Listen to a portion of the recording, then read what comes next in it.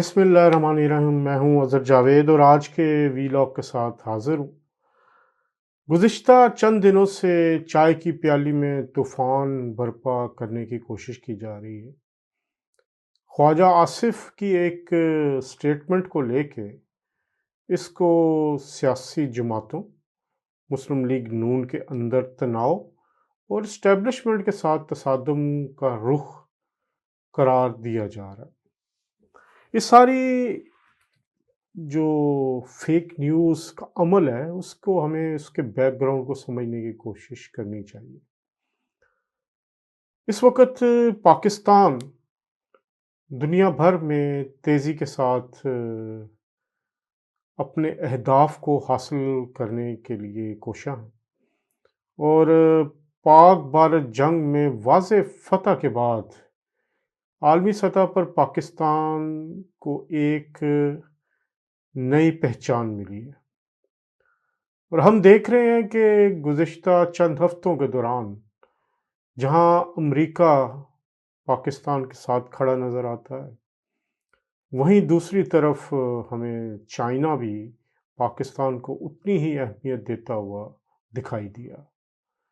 اس ساری صورتحال میں اگر ہم دیکھیں تو جہاں عالمی سطح پر پاکستان بہترین اپنی فارن پالیسی کی وجہ سے ایک بہتر جگہ پہ کھڑا ہے، army chief field marshal Syed Asim Munir امریکہ کے دورے پر ہیں، پاکستان سے کچھ اور اہم رہنما بھی امریکہ جا رہے ہیں اور ایک بڑا پیکج جو ہے پاکستان کے لیے وہ امریکہ اناؤنس کر رہا ہے۔ ٹریڈ ڈیل ہم بہترین حاصل کر چکے ہیں۔ بھارت کو امریکہ اس وقت مکمل شکنجے میں جکڑ چکا ہے، اس پر 50% ٹیرف بھی عائد ہو چکا ہے۔ بھارت اندرونی خلفشار کا شکار ہے۔ کانگریس پارٹی ایک دفعہ پھر ہمیں ریوائیو کرتی نظر آ رہی ہے اور نریندر مودی کی حکومت آنے والے انتخابات میں خطرے میں نظر آتی ہے، جبکہ دوسری طرف پاکستان کے اندر سیاسی جماعتیں سوائے ایک جماعت کے سب اس بات پر ہمیں اکٹھی نظر آتی ہیں کہ پاکستان کی سیاست کو ہم اس حد تک نہیں لے کے جائیں گے کہ جو ہمارے اپنے ملک کے مفاد کے خلاف ہو۔ اب کیونکہ پرسکون ہوتی جا رہی ہیں ساری چیزیں، تحریک انصاف کے کئی ممبران اسمبلی نااہل ہو چکے، ان کی جگہ نئے انتخابات بھی ہونے جا رہے ہیں، ریزرو سیٹس کا معاملہ بھی حل ہو گیا اور اس وقت حکومت کو 2/3 اکثریت بھی حاصل ہو چکی، اور اس ساری صورتحال میں تحریک انصاف کا جو اس وقت تک مستقبل ہے وہ تاریک نظر آ رہا ہے۔ تحریک انصاف کے patron in chief Imran Khan jail کے اندر سے بیٹھ کر جو سازشیں کر سکتے تھے وہ انہوں نے کر کے دیکھ لی، ان کا ہر وار پہ در پہ ناکام ہوتا نظر آیا۔ جہاں ایک طرف وہ احتجاج کی سیاست کو فروغ دیتے رہے اور اس میں تشدد کا عنصر شامل کیا انہوں نے 9 مئی کو، اور پھر ہم نے 26 نومبر کو بھی دیکھا کہ اسی طرح کا تشدد ایک بار پھر اسلام آباد میں ہوا۔ اب جبکہ سانحہ 9 مئی کے ملزمان کو سزائیں ملنا شروع ہو چکی ہیں اور یہ سلسلہ تیزی سے جاری ہے اور بہت سارے لوگ جو ہیں وہ اس میں اپنے کیے کی سزا پا رہے ہیں، اور اب اس کا اگلا جو ہمیں شکار نظر آ رہا ہے، جو کہ اس سارے سانحہ 9 مئی کا ماسٹر مائنڈ تھا، وہ عمران خان کی ذات تھی، جو عدالتوں میں پروف بھی ہو چکی۔ تو اب عمران خان کو بھی جلد یا بدیر سانحہ 9 مئی کے منصوبہ ساز کے طور پر سزا ہوگی، یہ قانونی ماہرین کہتے ہیں، میں نہیں کہتا، کیونکہ جو کچھ فیصلے آئے ہیں اس میں اس بات کا لکھا گیا ہے کہ جو میٹنگز عمران خان کی زیر صدارت ہوئی اس میں 9 مئی کا منصوبہ بنا، تو عمران خان کے خلاف جو ثبوت ہیں وہ کافی حد تک مل چکے ہیں، اور انہوں نے جو ایک عالمی سازش تیار کی، کئی بار کی، اب ان کا جو سوشل میڈیا ایلیمنٹ ہے یا ان کے لوگ جو امریکہ میں بیٹھے ہوئے ہیں، برطانیہ میں بیٹھے ہوئے ہیں، انہوں نے پے در پے وار بھی کیے، ٹرمپ کا انتظار بھی کرتے رہے۔ اب ٹرمپ ٹوٹلی جو ہے وہ پاکستان کے ساتھ کھڑا نظر آ رہا ہے۔ ایک بار پھر وہ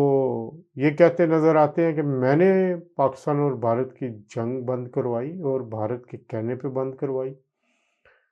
جہاں ٹریڈ ڈیل مل رہی ہے پاکستان کو، ٹیرف بیٹر ہوا ہے خطے میں،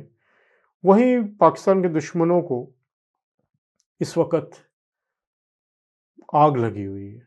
وہ نہیں چاہتے کہ پاکستان سٹیبل ہو، اسی لیے کچھ ایسی چیزیں، کچھ ایسی خبریں پھیلائی جاتی ہیں جن کا مقصد صرف اور صرف وقتی ہیجان پیدا کرنا ہوتا ہے۔ آخری جو انہوں نے تحریک انصاف کی طرف سے ایک پروپیگنڈا کیا گیا اور اس پروپیگنڈے کے لیے تحریک انصاف کے patron in chief Imran Khan کے صاحبزادوں کو استعمال کیا گیا، یعنی سلیمان اور قاسم کو، وہ بھی وار ناکام ہو چکا ہے۔ امریکہ جانے سے انہیں کچھ حاصل نہیں ہوا۔ اب وہ یہ کہہ رہے ہیں کہ جی ہم ویزا لے کے آئیں گے، کبھی کہتے ہیں نائکوپ ہے، اور میری اطلاع جو ہے وہ یہ ہے کہ قاسم اور سلمان کو جو گولڈ سمتھ فیملی ہے اس نے پاکستان بھجوانے سے انکار کیا ہے۔ ان جو سورسز بتاتے ہیں کہ وہ نہیں چاہتے کہ ان کے بچے پاکستان جائیں، کیونکہ سیکیورٹی کی سچویشن بھی پاکستان کی بہتر نہیں ہے، پھر بہت سارے اندرونی اختلافات ہیں تحریک انصاف میں۔ ان کی پھپھو جو ہیں علیمہ صاحبہ، وہ چاہتی ہیں کہ وہ پاکستان آئیں اور ان کو اپنے سیاسی مقاصد کے لیے استعمال کریں، لیکن گولڈ سمتھ فیملی یہ نہیں چاہتی۔ پاکستان کے خلاف جو سازشوں کا جال بنا گیا ہے، اس میں جہاں امریکہ کا اہم کردار ہے، وہیں برطانیہ کو نہیں ہمیں بھولنا چاہیے۔ برطانیہ میں عمران خان کی حمایت میں بہت بڑی لابنگ کی گئی۔ گزشتہ کنزرویٹو کی حکومت تھی، اس کے وزیر خارجہ جو فارن سیکرٹری تھے بورس جانسن، جب پاکستان کی نئی حکومت آئی تو تب بھی انہوں نے 3 دفعہ اپنا دورہ پاکستان کا ملتوی کیا، جس کا مقصد صرف اور صرف یہ تھا کہ عمران خان صاحب کو سہولت دی جائے۔ اب یہ بات تو کئی حد تک واضح بھی ہو چکی کہ برطانیہ چاہتا تھا کہ عمران خان کو رہا کیا جائے اور برطانیہ بھیجا جائے، اور اس ڈیل کے حوالے سے جو وزیر مملکت ہیں حذیفہ رحمان صاحب بھی بتا چکے ہیں۔ میں نے بھی 24 اگست 2024 کو ایک جو پوسٹ تھی ایکس پر، اس میں یہ سارا بتایا تھا کہ کون کیا کوشش کر رہا ہے، اور برطانیہ کی پوری کوشش تھی کہ عمران خان کو لیے ڈیل دی جائے، اور وہ اس کے بارے میں حکومت سے، اپوزیشن رہنماؤں سے اور تحریک انصاف کے لوگوں سے بھی، ان کے جو پاکستان میں سفیر ہیں، وہ ملتی رہیں۔ تو اس ساری چیزوں کا اب ڈراپ سین ہو رہا ہے۔ وہ ڈراپ سین بہت بڑا ہے۔ ڈراپ سین جہاں ایک طرف جنرل فیض حمید جو سابق D G I S I تھے، ان کو سزا ہونی ہے، دوسری طرف عمران خان صاحب کو بھی سانیہ 9 مئی کے منصوبہ ساز کے طور پر ایک سزا، بڑی سزا ہونے جا رہی ہے، جس کو روکنے کے لیے ان کے ہمدرد جو امریکہ میں بیٹھے ہیں، برطانیہ میں بیٹھے ہیں، وہ سرگرم ہیں۔ اسی حوالے سے خواجہ آصف کے حوالے سے جو ایک جھوٹی خبر چلائی گئی اس کی کہ وہ استعفیٰ دے رہے ہیں اور ساری صورتحال پہ، تو اس پہ میری کچھ مسلم لیگ نون کے ذرائع سے بھی بات ہوئی، اور مجھے یہ پتہ چلا ہے کہ خواجہ آصف نے کبھی بھی استعفیٰ دینے کی بات نہیں کی۔ کچھ معاملات ہو سکتے ہیں جو ان کو پسند نہ ہوں، اور وہ اس کو ود ان پارٹی بھی ڈسکس کر سکتے ہیں، بلکہ کیا بھی ہے انہوں نے نواز شریف صاحب سے ملاقات بھی کی ہے، اور اس ملاقات میں بڑا کھل کے بات ہوئی ہے، اور خواجہ آصف نے نواز شریف صاحب پہ فیصلہ چھوڑا ہے۔ وہ خواجہ آصف نے کہا کہ آپ میرے لیڈر ہیں، جہاں آپ کہیں گے میں وہاں پہ کھڑا ہوں، اور نواز شریف اور خواجہ آصف کی دوستی گورنمنٹ کالج سے ہے، اور وہ بڑے پرانے آپس میں اچھے دوست ہیں، اور جس کا اظہار کئی بار نواز شریف صاحب بھی کر چکے ہیں۔ خواجہ آصف کے حوالے سے ایک بے بنیاد خبر بنا کے اسٹیبلشمنٹ اور سیاسی جماعتوں میں بھی ایک رخنہ ڈالنے کی کوشش کی گئی۔ میرے جو سورسز ہیں وہ ود ان پارٹی بھی ہیں مسلم لیگ نون کے، اور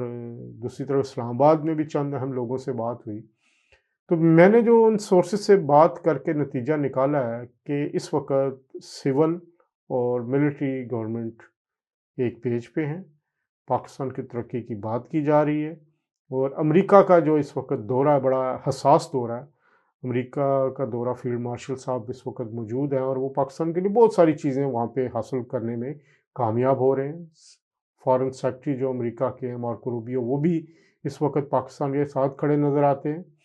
deputy prime minister Ishaq Dar صاحب، وہ امریکہ کے ساتھ مذاکرات میں سول سائڈ سے بہت اہم کردار ادا کر رہے ہیں۔ ان کی ایک بار پھر مارکو روبیو سے ملاقات بھی متوقع ہے، اور آنے والا ہفتہ پاکستان کے لیے مزید عالمی سطح پر خوشخبریاں لے کے آئے گا۔ امریکہ سے ایک اہم ڈیل ہونے جا رہی ہے، مزید پاکستان کو تجارتی سہولتیں مل رہی ہیں۔ پاکستان کے لیے جو امریکی صدر ٹرمپ نے اعلانات کیے تھے، اب ان کو میٹریلائز کیا جا رہا ہے۔ تو ان ساری چیزوں میں وزیر اعظم شہباز شریف بڑا ایک اہم اور کلیدی کردار ادا کر رہے ہیں۔ وہ ملٹری اسٹیبلشمنٹ کے ساتھ مل کے پاکستان کو آگے لے جا رہے ہیں، اور یہ چیز چند لوگوں کیا بلکہ طریق انصاف کے کچھ لوگ جو ہیں، جو بیرون ملک بیٹھے ہوئے ہیں، ان کو ناگوار گزر رہی ہے کہ پاکستان کیا ترقی کر رہا ہے، اور اس میں بھارت ان کے ساتھ بالکل ہم زبان ہے، دونوں کی زبان ایک ہے۔ اس وقت صورتحال یہ ہے کہ نواز شریف صاحب بھی فیلڈ مارشل سید عاصم منیر کی تعریف کر چکے ہیں۔ میرے سامنے انہوں نے بات کی تھی، لندن میں ہی ان کے ساتھ ملاقات ہوئی، تو اس وقت بھی انہوں نے کہا تھا کہ فیلڈ مارشل سید عاصم منیر نے بہت اہم کردار ادا کیا، بہادری کا مظاہرہ کیا، اور انہوں نے پاک بھارت جنگ جیتی۔ تو یہ نواز شریف صاحب کے وہ الفاظ تھے جو میرے سامنے کہے گئے۔ وزیر اعظم شہباز شریف صاحب کے بارے میں انہوں نے کہا تھا کہ وہ وزیر اعظم ہوں یا میں ہوں، ایک ہی بات ہے۔ یہ میرے سامنے بات ہوئی تھی۔ وہ شہباز شریف صاحب کی کارکردگی سے بہت خوش تھے، اور انہوں نے کہا تھا کہ حکومت پوری کوشش کر رہی ہے کہ عام آدمی کو ریلیف دیا جائے، اور وہ اس کے لیے منصوبے بھی لا رہی ہے، اور بہت ساری اس حوالے سے جو اقدامات بھی اٹھائے گئے ہیں۔ تو نواز شریف کو اعتماد ہے اس وقت شہباز شریف پہ، اور اسحاق ڈار صاحب جو وزیر خارجہ بھی ہیں، ڈپٹی پرائم منسٹر بھی ہیں، اور اس وقت وہ امریکہ کے حوالے سے جو سول سائڈ کے مذاکرات ہیں ان کو لیڈ بھی کر رہے ہیں۔ اور آپ کو پتہ ہے کہ اسحاق ڈار صاحب کا اور نواز شریف صاحب کا ایک بہت اہم تعلق بھی ہے، اور جو ان کے جو خاص آپ انہیں ان کا نواز شریف صاحب کا خاص باعتماد ساتھی بھی قرار دیا جاتا ہے۔ تو ان حالات میں جو پاکستان کے لیے چیزیں حاصل کی جا رہی ہیں، سول اور ملٹری جو قیادت مل کے، وہ اس سے پہلے اس کی مثال نہیں ملتی۔ تو اس کو کم کرنے کے لیے، یا اس کو سوشل میڈیا کی حد تک ڈیفیم کرنے کے لیے، اس کا اثر کم کرنے کے لیے ایک کوشش کی جا رہی ہے، اور اس میں سوشل میڈیا انفلوئنسرز، یوٹیوبر اور چند لوگ جو مل کے بے بنیاد اور جھوٹی خبروں کا سہارا لے کے پروپیگنڈا کر رہے ہیں۔ میری جو مختلف لوگوں سے بات ہوئی، اس کے نتیجے میں واضح طور پہ یہ کہہ سکتا ہوں کہ اس وقت سول ملٹری ریلیشن شپ میں کسی قسم کا کوئی تناؤ نہیں ہے، اور نواز شریف صاحب کو بھی لے کے وہ اپنے بھائی وزیر اعظم شہباز شریف کی حکومت پر، وزیر اعظم شہباز شریف پر مکمل اعتماد رکھتے ہیں، اور فیلڈ مارشل سید عاصم منیر پر بھی۔ آپ دیکھیں کہ مسلم لیگ نون کے قائد نواز شریف نے جب گزشتہ چند دنوں میں عالمی سطح پر اپنا کردار ادا کرنا شروع کیا، وہ اس وقت دنیا بھر میں آپ ان کو سب سے پرانا اور قدآور لیڈر قرار دے سکتے ہیں، اور پوری دنیا میں بڑے بڑے ممالک ان کی عزت کرتے ہیں۔ اس میں خاص طور پر گلف کنٹریز جو ہیں، جن میں سعودیہ ہے، یو اے ای ہے، قطر ہے، وہ سب کے ساتھ میاں نواز شریف کے ساتھ پرانے تعلقات ہیں۔ تو انہوں نے سعودی سفیر سے بھی ملاقات کی، انہوں نے یو اے ای کے سفیر سے بھی ملاقات کی، اور وہ ایران کے صدر کو بھی لینے ایئرپورٹ پر گئے۔ تو یہ ایک چیز بتا رہی ہے کہ تمام ہمارے جو سویلین لیڈرز ہیں، وہ اس وقت پاکستان کی بہتری کے لیے کام کر رہے ہیں۔ اسی طرح آصف علی زرداری صاحب بھی اپنا پورا حصہ ڈال رہے ہیں، پورا معاملات کو وہ آگے لے جانے کی کوشش کر رہے ہیں اور بہتری کی طرف جا رہی ہے۔ اسی طرح پیپلز پارٹی کا کردار بھی بہت پازیٹیو ہے اور مولانا فضل الرحمان بھی کافی حد تک آن بورڈ آ چکے ہیں چیزوں کے۔ تو اس ساری صورتحال میں اس طرح کی خبریں پھیلانا کہ جی خواجہ آصف نے استعفیٰ دے دیا، پرتگال میں چند لوگوں کی جو بیوروکریسی کی جائیدادیں نکل آئیں یا پاکستانیوں نے وہاں پر انویسٹمنٹ کی ہے، تو یہ کوئی نئی بات تو نہیں ہے۔ یہ تو پری کووڈ کے معاملات ہیں، کووڈ سے پہلے انویسٹمنٹ ہوئی اور پوری دنیا میں، صرف پرتگال نہیں اور بھی معاملات، پوری دنیا کے لوگ یہ گولڈن ویزا حاصل کرتے ہیں جو قانون کے مطابق ہے، انویسٹمنٹ کا پروسیس ہوتا ہے۔ اور اس وقت اگر پاکستان میں 5 مرلے کا گھر کہ ڈی ایچ اے میں یا کسی اچھی سوسائٹی میں 3 سے 4 کروڑ روپے کا آتا ہے، 10 مرلے کا گھر 6-7 کروڑ کا ہے، تو 2 لاکھ یورو جو ہے وہ بھی تقریباً 5-6 کروڑ بنتا ہے۔ ایک کمرشل پلاٹ کی قیمت 5-6 کروڑ روپے ہے، تو پاکستان میں بہت بڑے بڑے بزنس مینز ہیں اور 5-6 کروڑ لے کے کوئی بھی اگر گولڈن ویزا لے رہا ہے تو اس میں تو قانون کی کوئی خلاف ورزی نہیں ہوئی۔ انہوں نے جو بھی پیسے بھیجے ہوں گے وہ لیگل ویز کے ذریعے بھیجے ہوں گے، کیونکہ پرتگال میں آپ بلیک منی لے کے ہی نہیں جا سکتے، آپ کو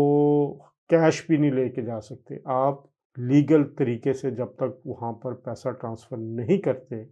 آپ کا لیگلی قانون وہاں پر آپ کا کیس دائر نہیں ہوتا۔ تو یہ ایک چیز قرار دیا جانا کہ کیونکہ یہ اتنے لوگوں نے وہاں پہ ریزیڈنسی لی ہے تو سارے اللیگل ہوں گے، یہ غیر قانونی ہوں گے، تو یہ ایک بالکل غلط بات ہے۔ پرتگال کے جو قوانین ہیں وہ یورپی یونین کے قوانین کے تحت ریگولیٹ ہوتے ہیں، ان کی بہت زیادہ سخت مانیٹرنگ ہوتی ہے۔ تو اس ساری صورتحال میں اس طرح کی باتوں کو پھیلانا اور ساری چیزیں جو ہیں وہ نیگیٹو لے کے جانا سوائے پروپیگنڈے کا کچھ نہیں ہے۔ اور ہمیں کوشش کرنی چاہیے کہ پاکستان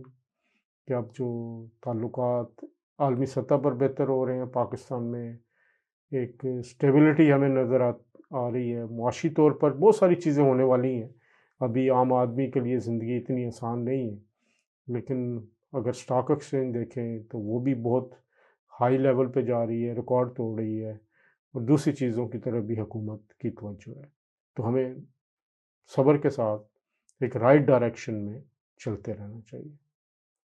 اب تک کے لیے اتنا ہی، انشاءاللہ اگلے موضوع پر دوبارہ گفتگو ہوگی، تب تک کے لیے اللہ حافظ۔